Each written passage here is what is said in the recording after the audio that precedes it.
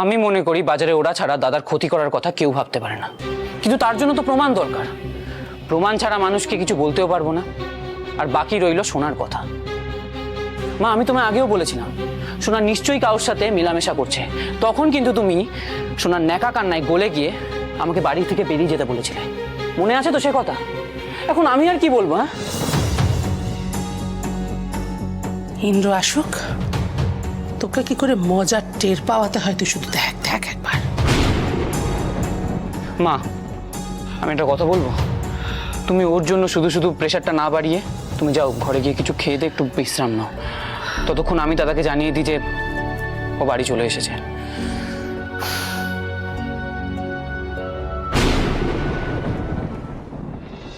অমন আনমনা হয়ে আছো কেন? খেয়ে নাও। খাওয়ার ইচ্ছে নেই। হ্যাঁ বল। হ্যালো দাদা, সোনা বাড়ি ফিরে এসেছে। কি? কোথায় ছিল এতক্ষণ? সোনা মা আর দিদার সঙ্গে সাংঘাতিক অসভ্যতা করেছে। ও পরিষ্কার জানিয়ে দিয়েছে এরপর আবার কোনো সম্বন্ধ এলে ও ঠিক একই জিনিস করবে। ও তাদের সামনে জানাবে। কি? সোনার এত বড় সাহস? তুই ওখানেই থাক, আমি এক্ষুনি আসছি। ওর বড্ড বেশি ডানা গজিয়েছে না?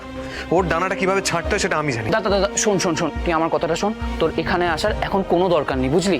না না না, আজকে যা হবে গরমে গরমে হবে। তুই দাঁড়া ওখানে। এই শোনো না, এরকম করো না। দেখে শান্ত হও, শান্ত হও। তুমি একটু বিশ্রাম নাও না, সারাদিন তো প্রচুর ধকল গেছে। দাদা তুই কাল সকালে আয়, ঠিক আছে? আর দিদা আর মা এখন একটু রেস্ট নিতে গেছে, আর তুই আর বৌদিও একটু রেস্ট নিয়ে নে, ঠিক আছে? আমি রাখছি এখন। ঠিক আছে।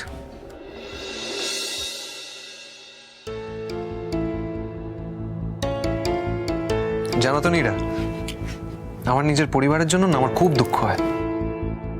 আমি তোমায় গতকালই গর্ব করে বলছিলাম না, যা যা স্বপ্ন দেখেছি ঠিক সেরম ভাবে সবকিছু হচ্ছে। আজকে সবকিছু ভেঙে চুরমার হয়ে গেল। আমি এখন বুঝতে পেরেছি যে আমার মা ভাই বোন ওদের নিয়ে যা যা স্বপ্ন দেখেছি কোনো কিছু কোনো দিনও বাস্তব হবে না। আচ্ছা আচ্ছা আচ্ছা আচ্ছা, ঠিক আছে, তুমি একটু শান্ত হও। এইসব এখন ভাবার তো কোনো মানে হয় না। আরে কি করে শান্ত হব? সোনা জেনে দিনে দিনে অমানুষ হয়ে যাবে তুমি ভাবতে পেরেছিলে? এই সোনার জন্য আমি কি করিনি বলো তো? নিজে পড়াশোনা না করে ওকে পড়াশোনা করিয়েছি। নিজের দরকারটাকে অবহেলা করে ফেলে দিয়েছি, ওর দরকারটাকে আগে মেটানোর চেষ্টা করেছি। এখন বুঝতে পারছি এসব কোনো কিছুরই কোনোদিনও কোনো মূল্য ছিল না সোনার কাছে। দেখো, আমি আমি বুঝতে পারছি তুমি খুব আঘাত পেয়েছো। আমি একটা কথা বলবো গো, যদি কিছু মনে না করো। এই শোনো, ফর্মালিটি না করলে সরাসরি বলে ফেলো প্লিজ। না না, আমি ফর্মালিটি করছি না। আমি শুধু বলতে চাইছি যে যদি আমরা সোনার দিকটাও একটু ভাবি তাহলে। কি? সোনার দিকটা ভাববো? যে আমাদের চুন কালি মাখিয়ে গেল তার দিকটা ভাববো? না না, এরকমও তো হতে পারে যে সোনা অন্য কাউকে ভালোবাসে। হ্যাঁ হতেই পারে, কিন্তু অপমানিত হওয়ার আগে আমাদের বলে দিতে পারতো। আমার না একটা সন্দেহ হচ্ছে। সন্দেহ? কিসের সন্দেহ? আরে চুপ করে আছো কেন, বলো না। না মানে আমি না একদিন সোনাকে রঞ্জনের সাথে দেখেছিলাম বাইকে। রঞ্জনের সঙ্গে?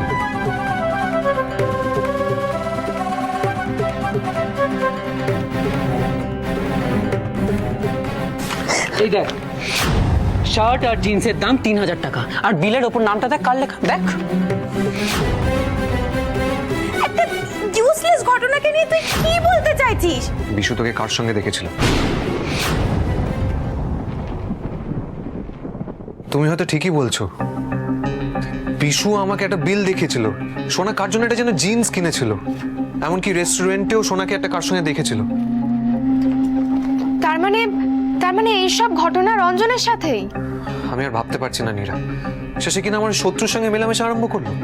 ওই জন্যই অতবার ওকে বারণ করা সত্ত্বেও ও দীপক কাকুদের বাড়িতে যেত। আমার তোমার ওপরেও রাগ হচ্ছে এখন, জানো?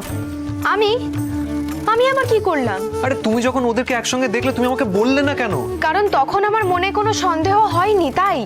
বাহ, দারুণ কথা বললে তুমি। এটা যদি তোমার বোন হতো তাহলে কি সন্দেহ হওয়ার জন্য অপেক্ষা করতে? যেহেতু আমার বোন সেই জন্য তুমি পুরো বিষয়টা লুকিয়ে গেলে। তুমি এই কথা আমাকে বলছো? যেখানে বিশুর কথাকেই কোনো গুরুত্ব দেওয়া হয়নি সেখানে আমি তো কোন ছাড়? কে গুরুত্ব দিত আমার কথায়? উল্টে উল্টে আমার তো ভয় হয়েছিল, আমি যদি বলি তাহলে সোনা আর মা দুজনেই আমার ওপর হম্বিতম্বি করবে, হয়তো হয়তো আবার আমার বাবা আর আমার বাপের বাড়িকে অপমান করে বসতো। খারাপ কোথায় লাগছে জানো? তুমি শুধু তোমার নিজের কথাটাই চিন্তা করলে, আমার পরিবারের কথাটা তো একবারও ভাবলে না। দেখো, তোমার যদি মনে হয় আমি ভুল করেছি তাহলে তাহলে আমি ক্ষমা চাইছি, কিন্তু আমি ভুল না বুঝেই করেছি গো। এখন আমাকে যে করেই হোক কথাটা সত্যি কিনা যাচাই করে দেখতে হবে। দেখো দেখো, একটাই অনুরোধ, রাগের মাথায় দুম করে কোনো সিদ্ধান্ত নিও না। কাল আমরা ঠান্ডা মাথায় সোনার সঙ্গে গিয়ে কথা বলবো।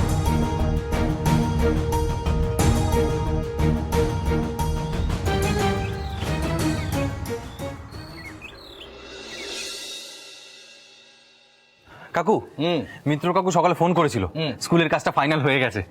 বাহ, এ তো দারুণ খবর। হ্যাঁ, তা মিত্র কবে থেকে কাজ শুরু করবে বললো? এই তো দেখতে দেখতে আর কয়েকদিনের মধ্যেই কাজটা শুরু হবে।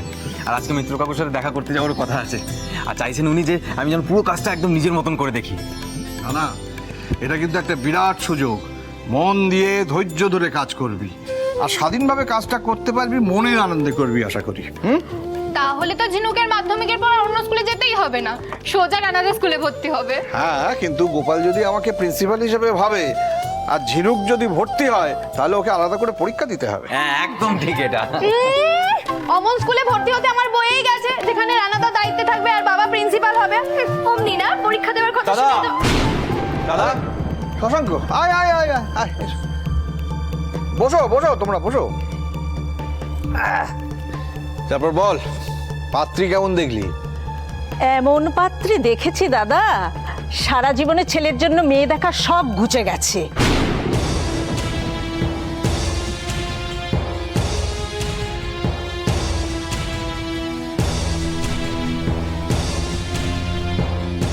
এই কথা কেন বলছো? কি হয়েছে? দাদা কিছু মনে করো না, তুমি ওই বাড়িতে মেয়ের বিয়ে কি করে দিলে? আরে এত ধানাই পানাই না করে কি হয়েছে সেটা বলবি তো। ওই বাড়ির লোকেরা মিথ্যে কথা বলে তাদের মেয়ের জন্য আমাদের অপেক্ষা করে রেখেছিল। শেষ পর্যন্ত মেয়ে তো আসেইনি, সে নাকি কলেজের নাম করে কোথায় গেছে তা ভগবানই জানে। সে কি? এ তো সত্যিই খুব আশ্চর্য। এখানেই শেষ নয়, আমাদের আরো কিছু দেখার বাকি ছিল। এর পরেও কিছু ঘটেছিল? তোমার জামাই ইন্দ্রকে পুলিশ ধরতে এসেছিল।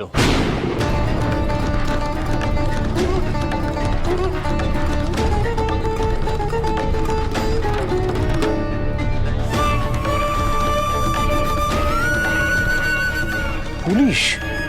পুলিশ কি কারণে?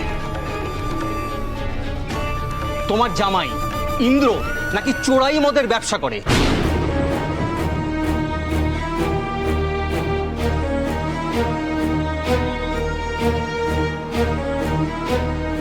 তুই কি বলছিস শশাঙ্ক?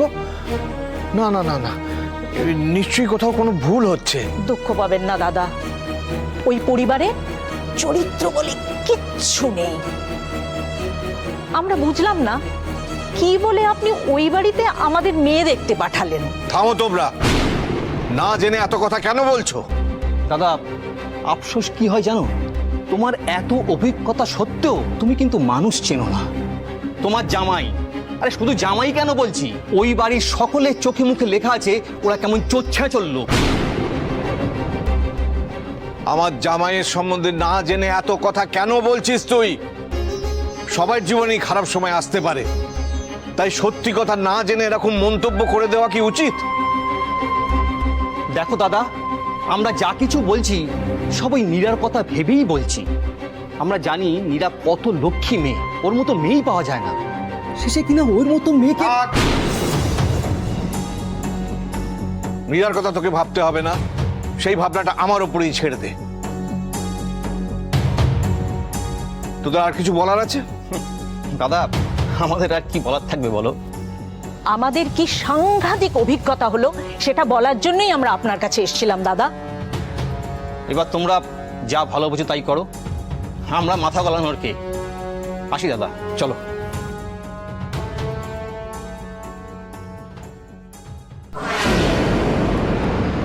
এমন কি হলো যে ইন্দ্রকে পুলিশে ধরে নিয়ে গেল?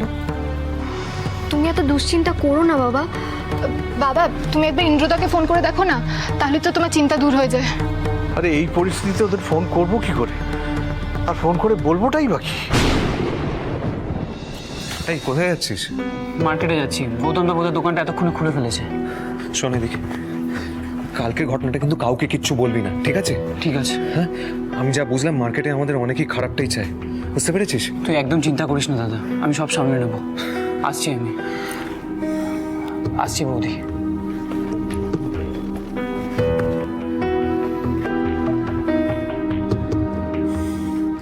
সোনা, মা সোনা কোথায়? সোনা কোথায়? বলছি তো, ওই তো ভেতরের ঘরে আছে। মা দাঁড়াও। সোনা, সোনা। শোনো না, শান্ত হও, উত্তেজিত হয়ে না। আগে শোনার সব কথা শুনে নি তার। আরে ইন্দু, নীরা তো ঠিকই বলেছে, অশান্তি করিস না বাবু। থামো তুমি। সোনা, কি হলো? এতক্ষণ ধরে ডাকছিলাম, সাড়া দিচ্ছিলিস না কেন? কোথায় ছিলিস কালকে? কি করছিলিস? কলেজ ফেরত আমাদের বাড়ি যাসনি কেন? আমি তো যা বলার মাকে পরিষ্কার করে বলেই দিয়েছি, এই সম্বন্ধে আমার কোনো ইন্টারেস্ট নেই। এই, তোর জন্য আমাদের পরিবারের বদনাম হয়েছে। দাঁড়াও। ও তাই বুঝি? আর তোকে যে পুলিশ এসেছিল ধরতে, তখন কি পরিবারের সুনাম হয়েছে? সোনা, আর শোন, তুই না এখন সমস্ত দোষটা আমার ঘাড়ে বন্দুক রেখে আমার উপর চাপিয়ে দেওয়ার চেষ্টা করছিস।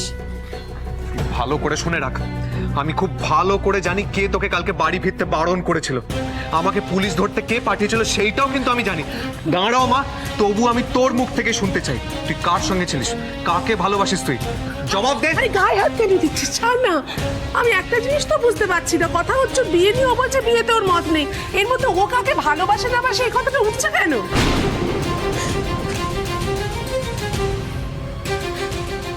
কারণ সোনা রঞ্জনকে ভালোবাসে। কিরে, হা করে আছিস কেন? উত্তর দে। তুই এটা কি বলছিস? কি বলছিস তুই এটা? ও খুব ভালো করে জানে আমাদের দুই পরিবারের মধ্যে কতখানি খারাপ সম্পর্ক, তারপরে কি করে ও এর মধ্যে নিজেকে জড়াবে আমি তো বুঝতে পারছি না। কি বলছিস তুই এটা? কি হলো? উত্তর দে। চল আজকে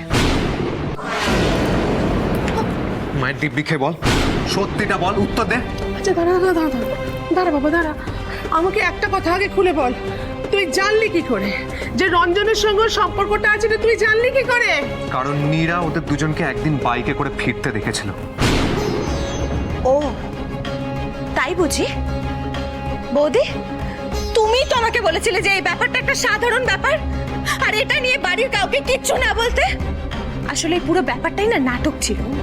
তুমি এই সময়টার অপেক্ষা করছিলে যাতে দাদার সাথে আমার একটা ঝামেলা বাঁধানো যায়। না শোনো, তুমি ভুল এই, একদম ফালতু কথা বলবি না তুই।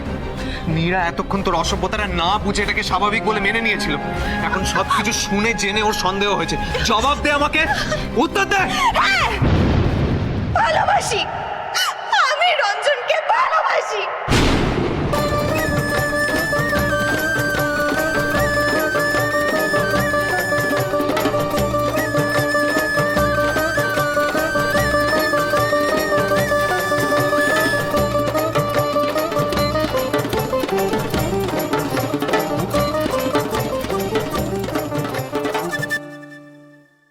শোনো না, যাচ্ছ কোথায়? কোথায় আবার যাব?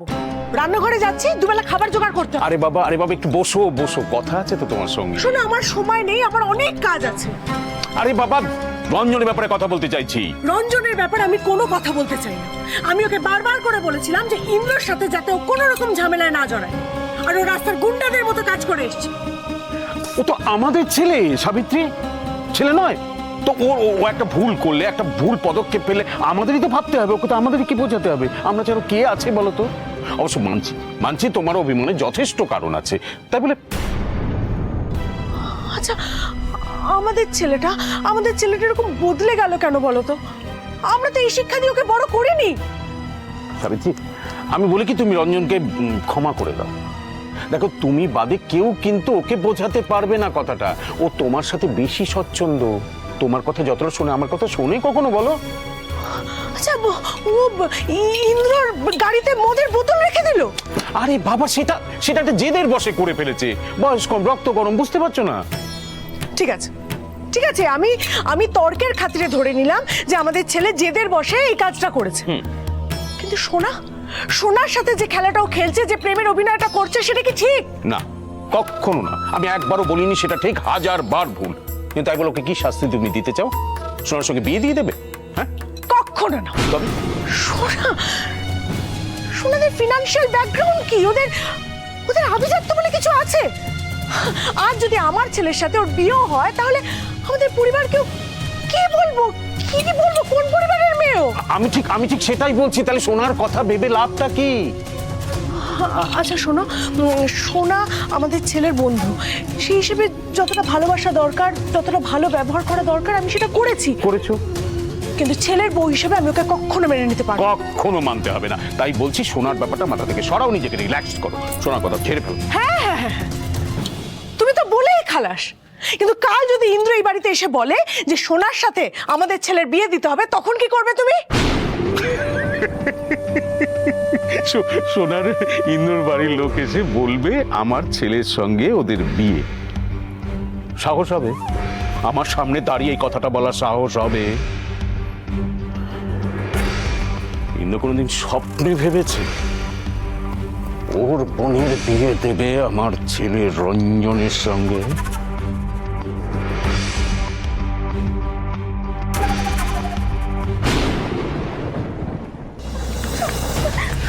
আমি কোনোদিনও ভাবতেও পারিনি যে আমার নিজের বোন আমার সবচেয়ে বড় শত্রুর ছেলেকে ভালোবাসতে পারে। আমি তোকে সাবধান করে দিচ্ছি, রঞ্জনকে তুই ভুলে যা, তাহলে আমিও ভুলে যাব যে আমাকে গতকাল পাত্রপক্ষের সামনে অপমানিত হতে হয়েছে। আমি তোকে ক্ষমা করে দেবো। আমার ভালোবাসাটা বৌদির বোনের ভালোবাসার মতন অত সস্তা নয় দাদা। আমি রঞ্জনকে ভুলতে পারবো না যে কারোর কথায়। মানে এখানে মন কোথা থেকে এলো? ওর তো কোনো দোষ নেই। নীরা তো ঠিকই বলেছে। হ্যাঁ, মন কোত্থেকে এলো? মনের তো কোনো দোষ নেই। তুমি একটু চুপ করো তো দিদা, সবেতে কথা বলা চাই, তাই না? তুমি শুনে রাখো বৌদি, হয়তো তুমি ভুলে গেছো আমার ছোটদাকে তুমি তোমার বোনের দিকে যেভাবে এগিয়ে দিয়েছিলে, আর তোমার বাবাও তো সেটা নিয়ে মজা নিচ্ছিল। ভাগ্যিস আমার মা সব ব্যাপারটা জানতো, নাহলে তো তুমি এতদিনে আমার ছোটদাকে তোমার হাতের পুতুল বানিয়ে নাচাতে। টেনে ছেড়ে দেবো, আর একটা বাজে কথা বল। ওর জিভ টেনে ছিঁড়ে নিবি সেটা আমি খুব ভালো বুঝতে পারছি ইন্দ্র। কিন্তু ইন্দ্র, দোষটা যে তোর বোনের চেয়ে তোর বউয়ের অনেক বেশি। অবাক হোস না, সত্যি দোষটা বৌমার বেশি। কেন যখন সব জানতে পেরেছিল, কেন আমাদের এসে জানায়নি? আমাদের কেন বলেনি? তাহলে আমরা তো ওকে শাসন করতে পারতাম, ওকে আটকাতে পারতাম, বুঝিয়ে বলতে পারতাম, তাই না? মা, এই বিষয়টা সোনাকে নিয়ে তুমি কথা ঘোরাচ্ছ কেন? ও কি দুধের শিশু? ও জানতো না যে রঞ্জনের সঙ্গে আমাদের সম্পর্ক কিরকম? ও জানতো না যে ওদের জন্য আমাদের কত জীবনের সমস্যা? হ্যাঁ, সমস্যা তো কি হয়েছে? কি করবো আমি এই সমস্ত সমস্যার কথা জেনে? রঞ্জন আমাকে ভালোবাসে, আর আমিও রঞ্জনকে ভালোবাসি। ও খুব ভালো, আর যাই হোক, ও তোর মতো নয়।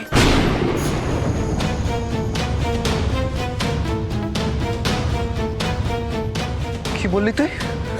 আমার মতো নয়? ঠিকই বলেছি।